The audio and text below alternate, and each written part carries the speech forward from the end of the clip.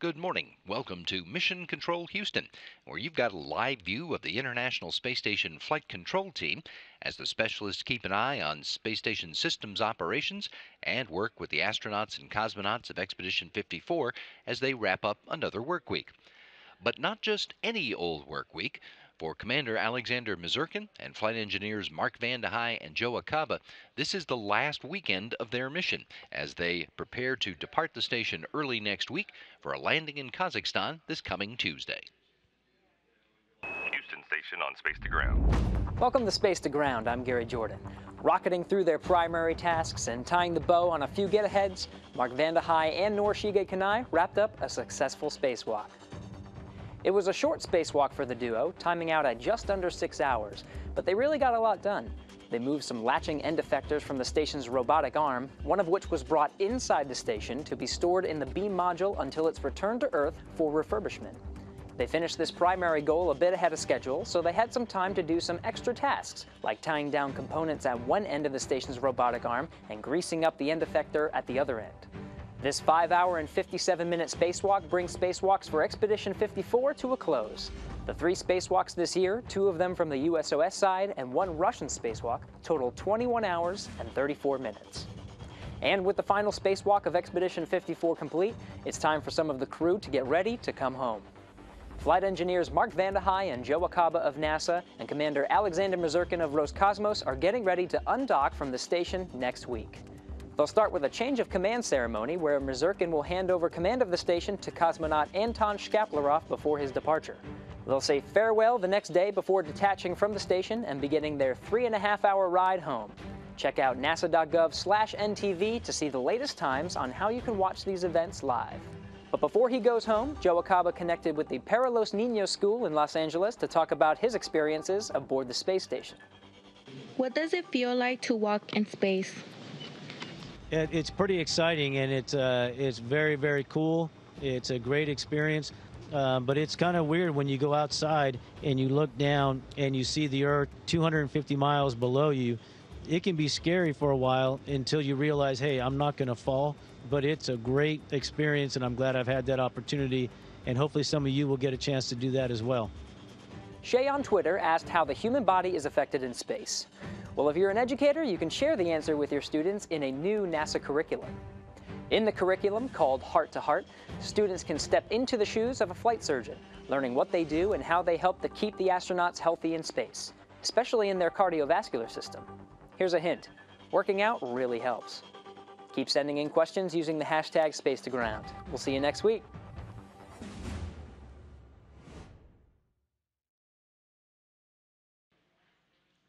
Well, NASA TV and NASA.gov will have full coverage of the wrap-up of Expedition 54. That'll start Monday afternoon at 1:40 p.m. Central Time with the broadcast of the change of command ceremony as Expedition 54's Alexander Mazurkin hands over command of the International Space Station to Anton Shkaplerov for Expedition 55. On Tuesday afternoon, February 27th, we'll be on the air at 1:15 p.m. Central to see Mazurkin, Van de Hei, and Acaba exit the station, close the hatches. And then we'll be back at 4:45 p.m. Houston time for undocking operations. The Soyuz vehicle should separate from the Poisk module at 5:08 p.m. Houston time to start a 3.5-hour trip home. That departure also marks the official start of Expedition 55. Live coverage resumes at 7 Tuesday evening. The deorbit burn is scheduled for 7:38 p.m., and landing in Kazakhstan, southeast of Zhezkazgan, is at 8:31 Tuesday night Houston time. Our coverage shows you a lot of the highlights of a crew return to Earth, but we see it from the outside of the Soyuz vehicle. What does it look like for the departing crew members as they leave their home on orbit to return to the home planet? If you've got 60 seconds, here's the insider's view of what a trip to Earth on a Soyuz spacecraft looks like. Welcome aboard the Soyuz MS spacecraft with non-stop service for Kazakhstan. Our flight time will be just under 3 hours 30 minutes. We'll be descending from an altitude of over 1,300,000 feet. At the time of departure, we're flying at a ground speed of 17,500 miles per hour. Please make sure all carry-on items are secured and that your seatbelt is correctly fastened. Now sit back, relax, and enjoy the flight. Ladies and gentlemen, we are now entering the upper levels of Earth's atmosphere. The estimated temperature outside is over 5,000 degrees Fahrenheit. During this zone of turbulence, we recommend you keep your seatbelt fastened while you're seated. As we start our final descent, our speed is down to 24 feet per second. At 1 second before touchdown, engines on the bottom of the vehicle will fire to soften the landing. On behalf of the entire crew, I'd like to thank you for flying with us. Welcome to Kazakhstan.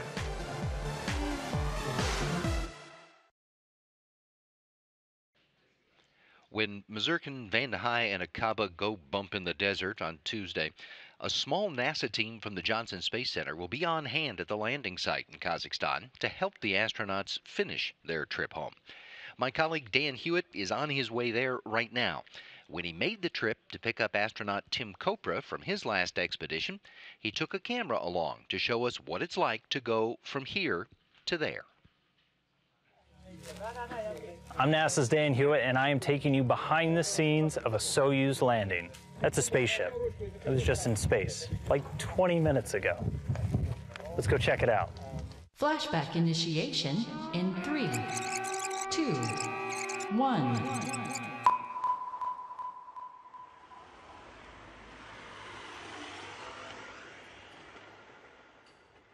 So we are at Ellington Field right now. It's about 6 a.m. and it's departure day. Getting ready to go pick up Tim Kopra from Kazakhstan right after he comes back from space. And in less than 24 hours, I'm going to be on the other side of the planet ready to pick up an astronaut in the middle of the desert. So pretty exciting. I'm going to bring you guys along for the ride. Let's go.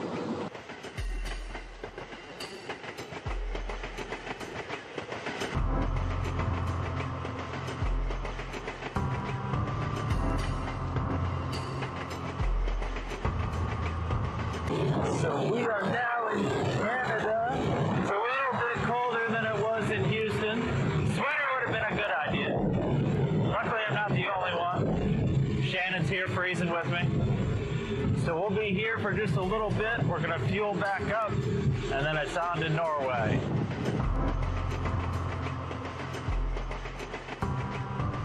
So right now we're flying over Greenland, and it is absolutely stunning outside.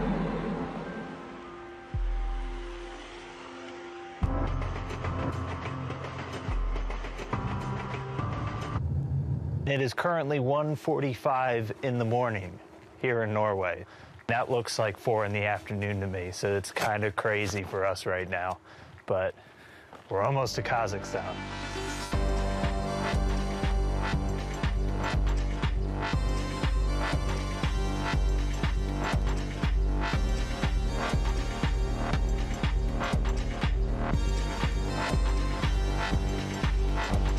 After just about 19 hours of travel, 2 stops in other countries, I don't even know how many time zones, we are now in Kazakhstan. Yes. Now we just gotta wait for the crew to show up too.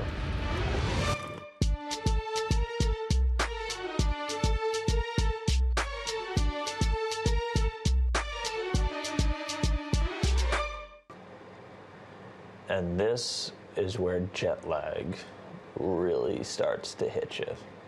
It's landing day and I'm up and it's just after 4:30 in the morning, probably about 4 hours before I should be waking up right now.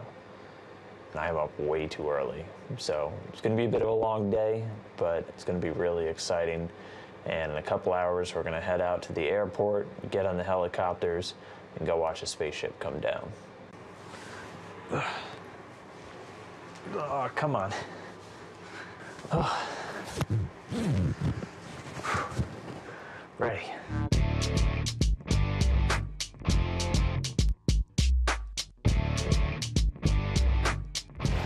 We are now back at the Karaganda Airport. About half of the NASA team came here about 2 hours before us, and they loaded up. They went out in the first wave, and we're gonna go get on ours and be right behind them. Couple of bare necessities that you have to have for every one of these trips.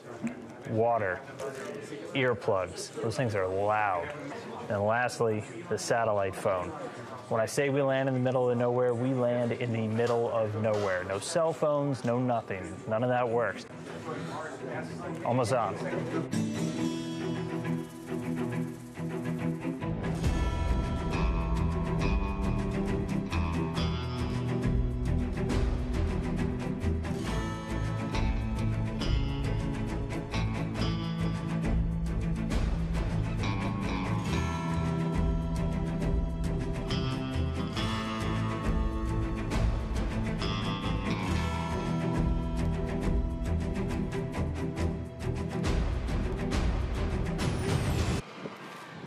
As you can see, there's a very good reason why we land in Kazakhstan. Flat and empty for as far as the eye can see. Don't have to worry about hitting anything, landing in somebody's backyard, or anything fun like that. There is a non-trivial amount of what I can only assume is horse poop. So, making my way very carefully. Yep, there's a big pile.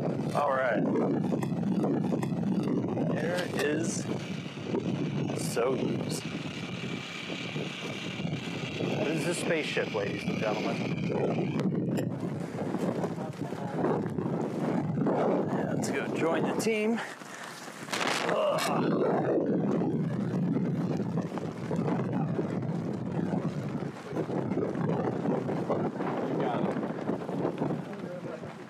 There it is.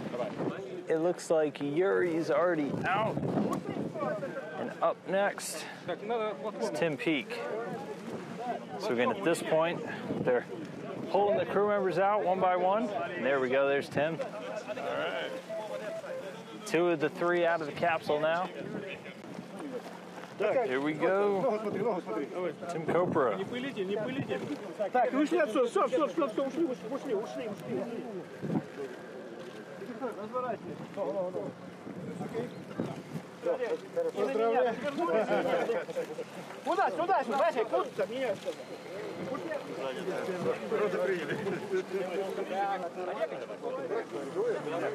I'll keep it.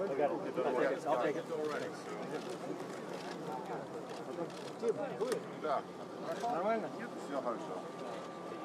So they're gonna head off to the medical tent in just a little while, and basically they'll just get a chance to acclimate a little bit more, change out of their Soka launch and entry suits into some more comfortable clothing, and then we'll be heading home soon enough. So always good talking to you, Rob, and that's gonna do it for me from here out in Kazakhstan.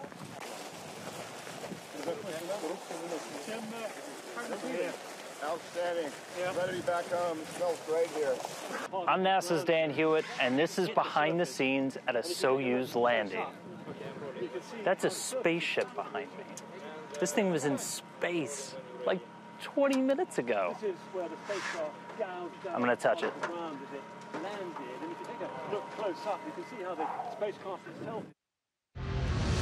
As you can see, I've changed into my very fashionable blue NASA flight suit. Always makes me feel like an astronaut whenever I get to wear this. Everybody in the helicopters wears one. Not always the most comfortable thing in the world, but definitely very cool to wear. More pockets than you could ever kind of want. I usually find things from like 4 months ago every time I wear it again for the first time. Kind of like Christmas.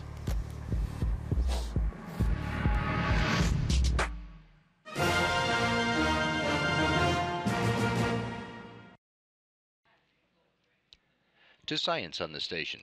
Being able to identify microbes aboard the International Space Station in real time would be revolutionary for the world of microbiology and space exploration.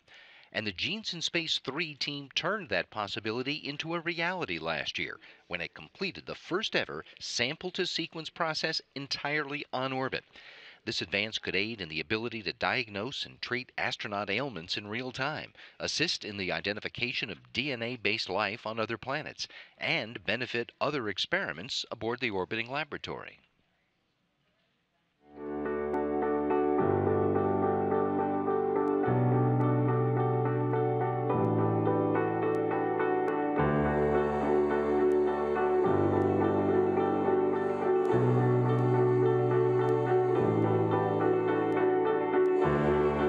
So then we kind of went for the home run experiment, which is actually trying to get a sample that originated on the ISS. And the goal was really to show that you could go all the way from a sample to an answer all on board. I am going to do this really neat experiment today.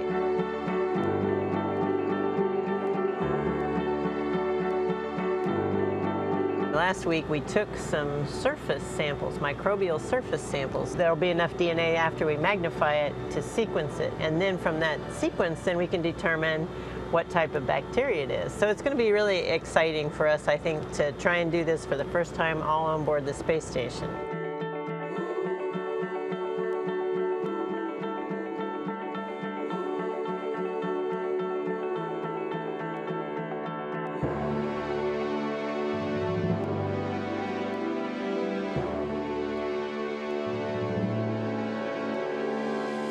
In that moment, she's in the microgravity science glove box as she's collecting those cells.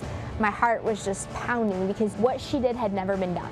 Our DNA cake is in the PCR oven. We'll look forward to getting lots and lots of DNA from each of those 3 little bacteria colonies.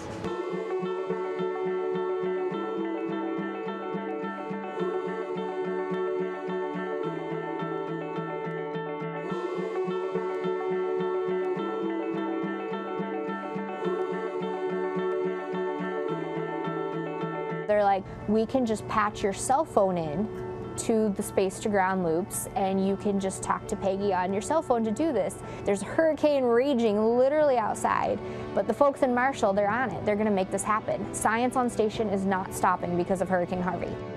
And right away, we saw one microorganism pop up and then a second one. I thought, oh my gosh, I am watching the first sequences ever of an unknown from space.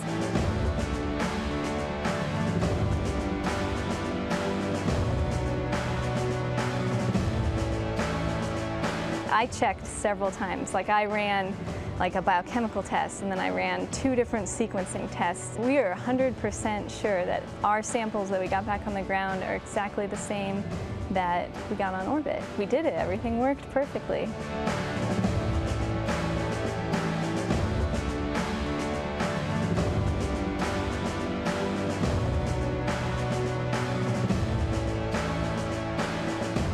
As a microbiologist, my goal is really to that when we go and we move beyond ISS and we're headed towards Mars or the moon or wherever we're headed to, we have a process that the crew can have that great understanding of the environment based on molecular technology.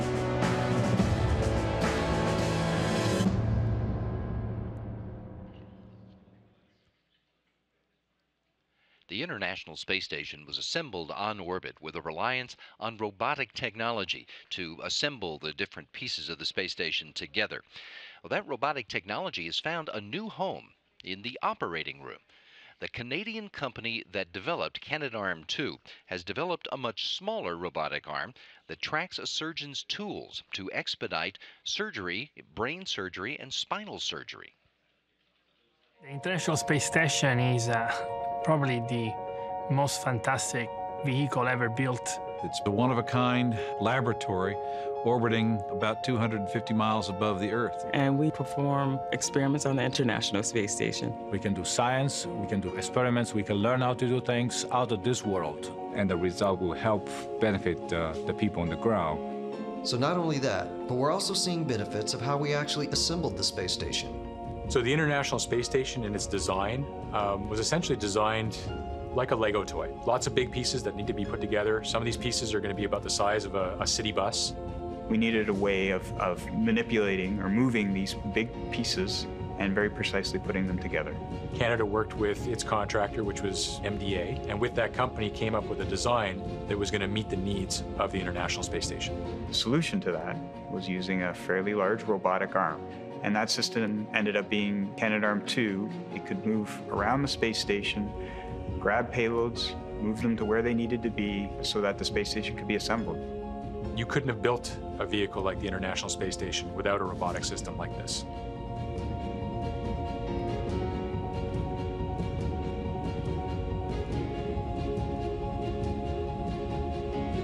And that was when we started talking to Synapted Medical. Knowing that MDA has done this before in space, we thought it would be very easy for them to bring that experience and that technology into the neurosurgical area and help us with our medical robotics. We worked with MDA to create Drive. Drive is a robot mounted onto a base that holds a surgical camera that can be automatically positioned to any surgical instrument that's tracked by our system. What this arm does, it follows you and it tracks you, so it speeds up efficiency. Ultimately, using the Drive system allows the surgeon to have shorter surgical times, which means shorter recovery times for the patient, and ultimately that's better for the hospital and the patient. But what the robot does for us is that it allows us to do it safer. You can do it better with less harm to the patient. The software that runs on the Drive system is directly derived from the software that runs the Canadarm2 on the International Space Station. Those robotics work with and alongside an astronaut to enhance what they do. So that connection is a very direct and real one. Right now, it's probably the most used system that we could say is derived from the things we did on the space station, and we're pretty proud of that. And I've seen the arm before, we've seen it on the space station, but, I never put the two and two together that I'd have the same arm in the OR at some time now. I think everybody has this dream of how robotics are going to become more and more a part of everyday life. The things that we do with robotics on the space station is basically pushing those dreams forward. And we evolve the system, we gain the knowledge, we gain the experience, the expertise. So this is kind of the unexpected benefits that we get out of doing a program like the International Space Station.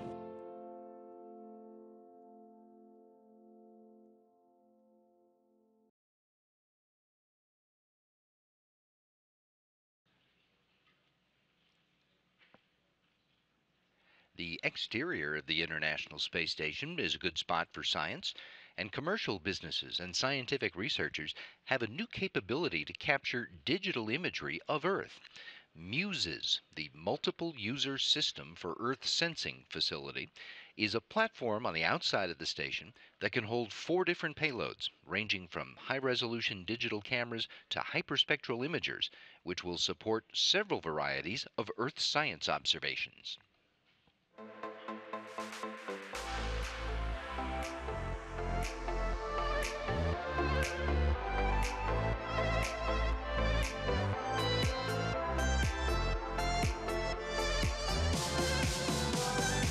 There's 4 places for 4 individual payloads to be mounted. These 4 places provide an individual scientist or a commercial endeavor to use this platform for acquiring access to space-borne opportunities for looking at the Earth. MUSES is a multi-user system for Earth sensing. It's the first of its kind that actually allows the change-out of payloads on board this particular system. Robotic interaction with the onboard space station remote manipulator system actually allows plucking a payload off of this and replacing it with a new one.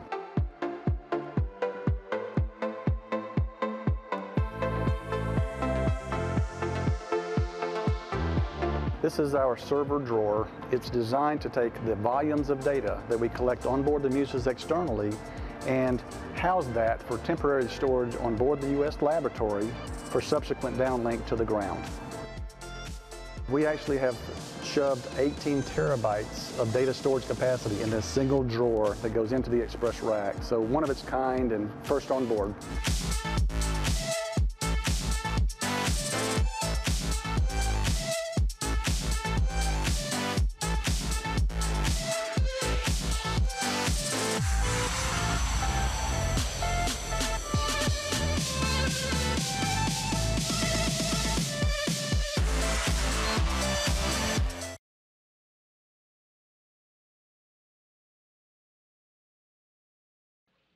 The International Space Station serves as a laboratory for scientific discovery.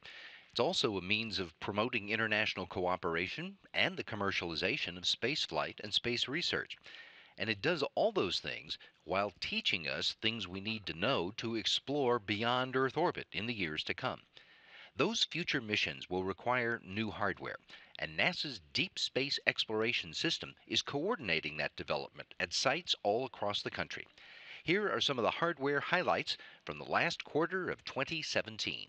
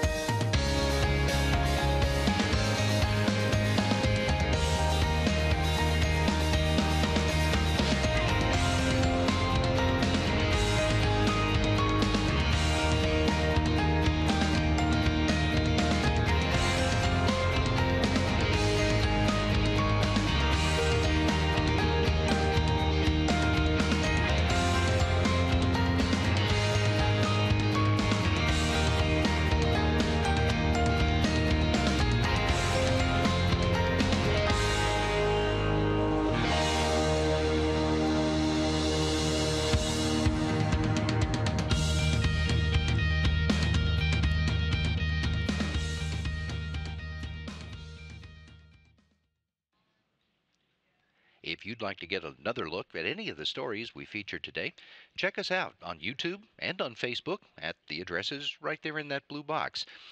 While you're there, take a look at some of the other great stuff you'll find about NASA and America's human spaceflight program. If you're interested in good conversation about space exploration, check out Houston We Have a Podcast, featuring folks here at NASA talking about their work and their personal experiences on the job. We post new episodes on Fridays. Today, February 23rd, my colleague Gary Jordan talks with Andrea Hansen, the manager of the Exercise Physiology Countermeasures Lab. They talk about what happens to a human body over a long mission in microgravity and the countermeasures that are in place to help prevent the negative effects.